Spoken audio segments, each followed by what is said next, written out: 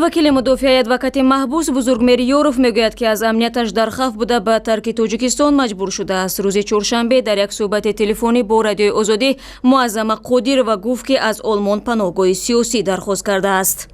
مؤسسه تفتیشاتی یعنی که این سنه 5 январ بود، گرچند که در اساس درخواست من این دوام مرافی شدی یکم بود برای ایرادها، یعنی که دیده برآمدن ایراد من حقوق داشتم که ثبت کنم، ثبت اوضاع این در کد مرافی گفته شده است که به یگان اجازه میشه، اما لیکن اجازه گرفتیم اصلا دیکتافون رو دستگیر کردن، دیکتافون رو به دست اونو فرمود، ولی بسیار شد. بعد مجبور شدن که با ما بعضی اگر به زبان روسی کنن اینفرماتوری که خودمون در مقامات ها کار میکردن، شخصان نزدیکی که راهگیر گفتن ممکنن، یعنی که طرف حقیقت بودن، ما رو آگاه کردن که رسول نزدیک ما رو دستگیر میکنن و نسبت من پرونده جنایتی آغاز میکنن.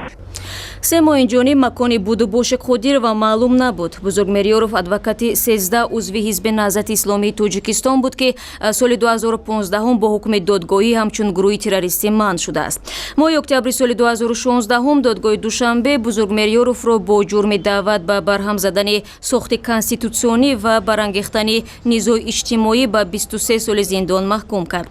моҳи равон додгоҳи олии Тоҷикистон Ёровро ба таъхири мансабдори давлатӣ айбдор намуда муҳлати зиндонро ба 2 соли дигар тамдид намуд.